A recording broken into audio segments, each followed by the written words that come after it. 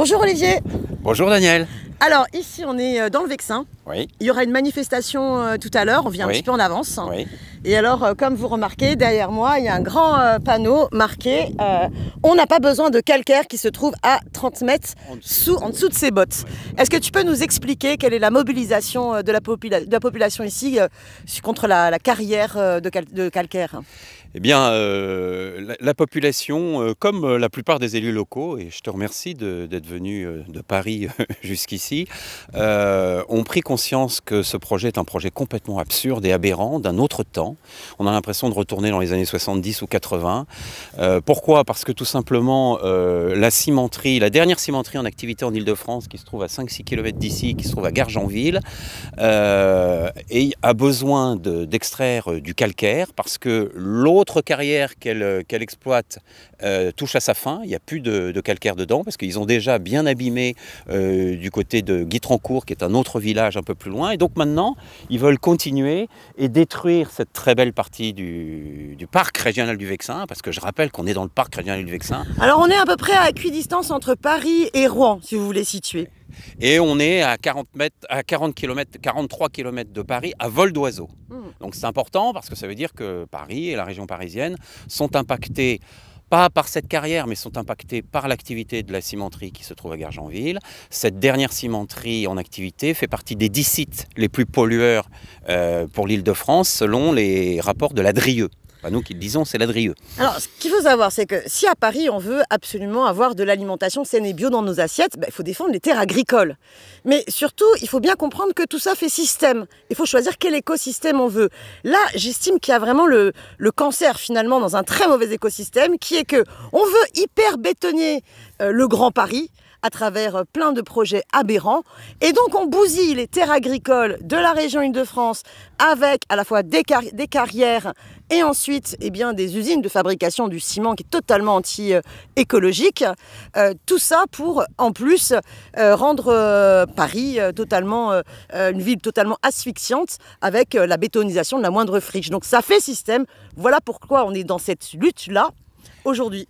Oui, c'est d'autant plus que là, on pourrait penser, comme certains nous veulent le faire croire, que quand on aura fait un énorme trou, qu'on aura retiré le calcaire à 40 mètres de profondeur, donc on aura toute cette terre qui s'est accumulée, c'est des strates pendant des années et des années. Au bulldozer, on bousille tout et on va mettre... c'est le cas dans la carrière d'à côté qui touche à sa fin. On met des déchets. Des déchets à l'intérieur. Il y a des déchets qui sont mis à l'intérieur. Donc on met des énormes couches de déchets dont on ne connaît pas trop la nature, mais on a quelques idées. C'est des déchets qu'on ne peut pas brûler, type pot de peinture, pneus ou j'en passe. Et là-dessus, on va soi-disant recouvrir d'une bonne terre.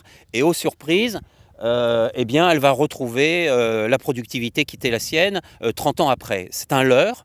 On n'a pas le temps, mais je pourrais vous montrer que dans des carrières pour lesquelles tout a été arrêté, ils ont recouvert, même l'herbe ne pousse plus. Donc ça en dit long. Alors, c'est un enjeu écologique, mais c'est aussi un enjeu climatique. Il faut savoir que rien que la fabrication du ciment et donc du béton, ça représente dorénavant 9% de nos émissions de gaz à effet de serre. Ça veut dire que c'est plus important encore que les émissions de gaz à effet de serre des avions. 4 fois plus. Donc 4 fois plus que le transport aérien. C'est plus important que les émissions de gaz à effet de serre des voitures.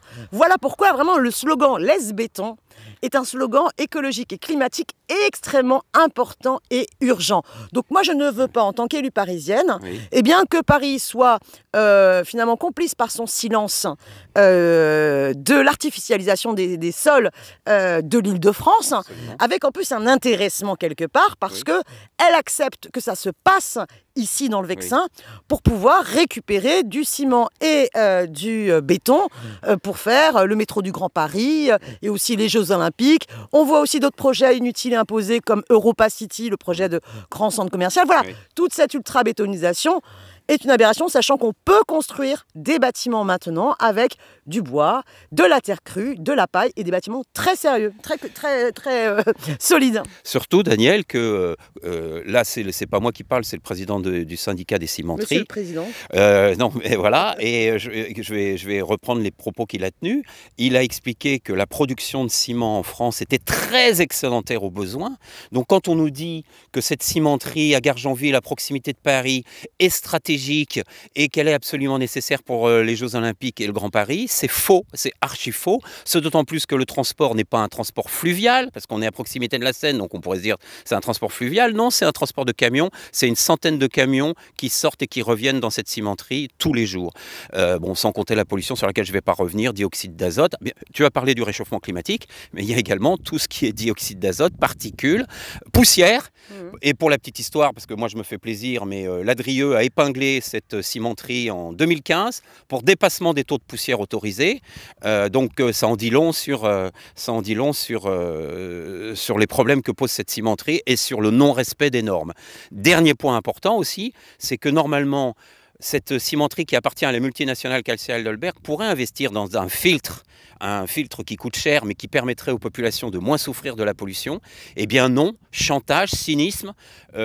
Cette Calcia Heidelberg, elle dit on achètera ce filtre qu'à la condition que vous puissiez nous autoriser à détruire une partie du parc régional du Vexin, c'est-à-dire à faire cette carrière. Autrement, on n'achète pas ce filtre. C'est épouvantable pour les populations qui sont autour et même pour les Parisiens. Encore une fois, on est à 43 km à vol d'oiseau de Paris et donc toute la pollution de cette cimenterie va sur Paris. Parce qu'il faut savoir que derrière ce chantage, il faut comprendre que dans les cimenteries, eh bien, ils brûlent énormément de déchets toxiques. Alors on va, au nom de l'économie circulaire, ils vont brûler des pneus, des produits toxiques, des farines animales. Et résultat, ils vont aussi bénéficier de ne pas avoir à payer les droits pollués au niveau de l'Union européenne. Donc finalement, on remercie financièrement les pollueurs et c'est vraiment une aberration. Oui. Voilà, donc il faut absolument se passer du ciment, du béton, défendre à la fois nos terres agricoles en Île-de-France et retrouver de la pleine terre dans les centres-villes. Et Daniel, et respecter nos élus. Oui. On vous a élus. Vous êtes majoritairement contre, que ce soit ici dans la région ou même des gens de Paris comme toi. Et l'exécutif dit, mais quelque part, on se fout des élus locaux, contrairement aux bonnes paroles qu'on a pu entendre. De toute façon, c'est comme ça et c'est pas autrement. Nous, on est pour, c'est un projet d'intérêt général. C'est stratégique, encore une fois, ça ne l'est pas.